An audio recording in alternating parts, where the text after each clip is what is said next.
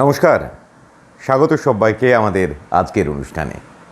আমাদের সঙ্গে আজ খাস অতিথি হয়ে থাকছেন বিখ্যাত স্কিন স্পেশালিস্ট এবং ত্বক শল্যবিদ ডক্টর কৌশিক লাহিড়ী।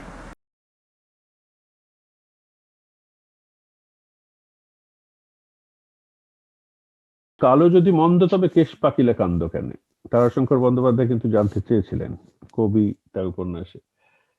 মর্গান স্ট্যানলির হিসেব মতো ভারতে প্রত্যেক 100 জন ক্রিম বা মলমের ক্রেতার, ভেবে দেখুন জিনিসটা, 100 জন দোকানে ক্রিম কিনতে যাচ্ছেন, তার 47% মানুষ কেনেন ফর্সা হওয়ার ক্রিম হিসেবে, ময়েশ্চারাইজার হিসেবে নয়, সানস্ক্রিন হিসেবে নয়, অন্য কোনো কারণে নয়, ফর্সা হওয়ার ক্রিম কিনতে যাচ্ছেন প্রায় 47%। এর ফল ভয়ঙ্কর। মানে ফর্সা হওয়ার ক্রিম বলে বিজ্ঞাপিত হয় যেগুলো, তার একটা অংশ সরাসরি ধাপ্পা, তাতে কেউ ফেয়ারও হন না, লাভলিও হন না, একদম পুরোপুরি পকেটটা ফুটো হয়। আর অন্য অংশটা হচ্ছে শক্তিশালী স্টেরয়েড মেশা।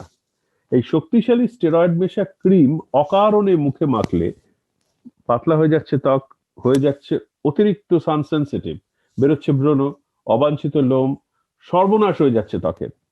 আবির্ভূত হয়েছে টপিক্যাল স্টেরয়েড ড্যামেজড ফেস বা TSDF নামে নতুন এক লজ্জাজনক অসুখ।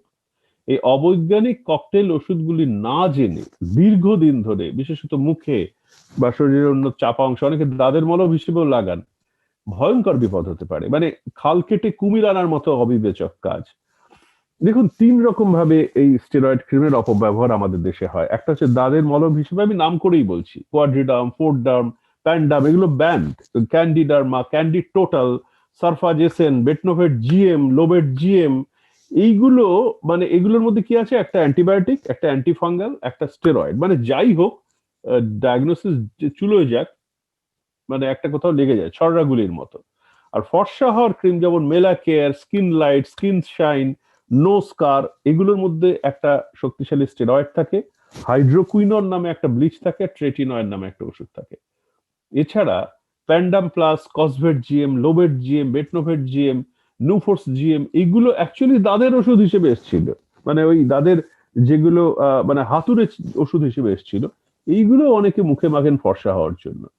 এই ব্যাপারগুলো, মানে একটা জিনিস বলে দেওয়া ভালো, স্টেরয়েড মানে কিন্তু খারাপ নয়, এটা একটা অত্যন্ত প্রয়োজনীয় ওষুধ। মানে ধরুন আণবিক শক্তির মতো, সেটা যদি ঠিকভাবে কাজে লাগাই তাহলে আমাদের এই আলো জ্বালানো যেতে পারে, আবার যদি ভুলভাবে কাজে লাগাই তাহলে সেটা হিরোশিমা নাগাসাকি হতে পারে। ঠিক একই জিনিস হচ্ছে স্টেরয়েড। কিন্তু যেটা উচিত না, যেটা কোনো উন্নত দেশে করা হয় না, সেটা হচ্ছে এই স্টেরয়েড অ্যান্টিবায়োটিক, অ্যান্টিফাঙ্গালের ককটেল করে মানুষের গায়ে মাখতে দিয়ে দেওয়া হয় না। কিন্তু খুব আনন্দের কথা, আমাদের দেশের আইনগুলো এখন শক্তিশালী হচ্ছে। আমরা দীর্ঘদিন ধরে আন্দোলন করে করে এখন খানিকটা বোঝানো গেছে। আশা করছি আগামী দিনগুলি আমাদের পেশেন্টরা এই যে স্টেরয়েড অ্যাবিউজ, স্টেরয়েডের ভয়ঙ্কর ক্ষতিকর প্রভাব থেকে মুক্ত হবেন। আর আরেকটা জিনিস হচ্ছে, আমাদের দেশটা কিন্তু কালো মানুষেরই দেশ। হ্যাঁ, তাই জন্যে এই নেলসন ম্যান্ডেলাই বলুন বা গান্ধী বলুন বা পেলে বলুন, এরা কেউ সাদা মানুষ ছিলেন না। এবং তাদের চামড়ার জন্য তাদের এই যুগান্তকারী, সারা মানে এক একটা শতাব্দী বদলে দেওয়া সব কাজ যেগুলো করেছেন, সেগুলো তাদের কালো চামড়ার জন্য কিছু আটকে থাকেনি। তাই জন্য কাউকেই রং বদলে দেওয়া যায় না, সেগুলো সম্পূর্ণভাবেই আমাদের বংশগতি, আমাদের রেস, যে জিন, সবকিছুর ওপর এবং সূর্যালোক, এগুলোর ওপর নির্ভরশীল। তাই জন্য অকারণে নিজে কোনো কিছু ফর্সা হওয়ার জন্য মুখে মেখে বিপদে পড়াটা আমি চিকিৎসক হিসেবে করজোড়ে অনুরোধ করব, করবেন না।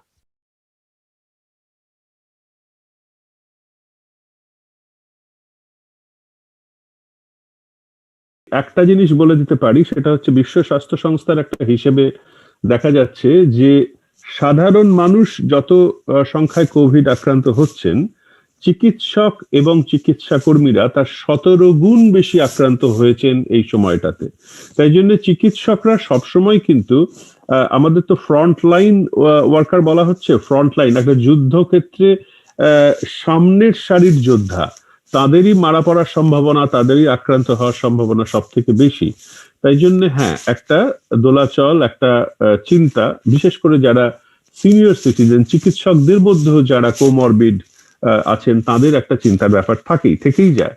এবং তাই জন্য বেশিরভাগ হাসপাতালেই যেখানে সম্ভব সেখানে অল্প বয়সী চিকিৎসকদের দিয়ে গত 2 বছর চেষ্টা করা হয়েছে এই জিনিসটাকে সামলানোর, এবং যারা সিনিয়র চিকিৎসক তাদের প্রয়োজন হলে তাদের সেখানে ইনভলভ করা হয়েছে।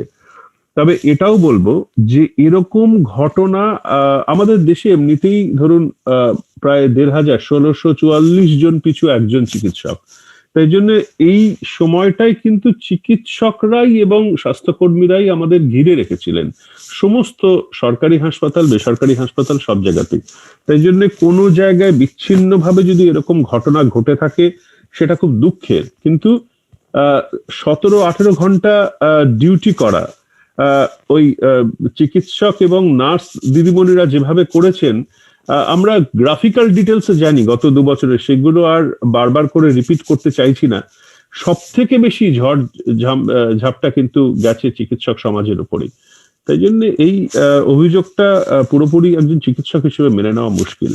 ধন্যবাদ। আমাদের সঙ্গে আজ খাস অতিথি হয়েছিলেন প্রখ্যাত স্কিন স্পেশালিস্ট এবং ত্বক শল্যবিদ ডক্টর কৌশিক লাহিড়ী। স্বাস্থ্য সংক্রান্ত নানান প্রশ্নের উত্তর পেতে সাবস্ক্রাইব করুন আমাদের চ্যানেল। বেল আইকনটি প্রেস করলেই আপনি পেয়ে যাবেন স্বাস্থ্য বিষয়ক নানান ইনফরমেশন, কারণ your health our priority.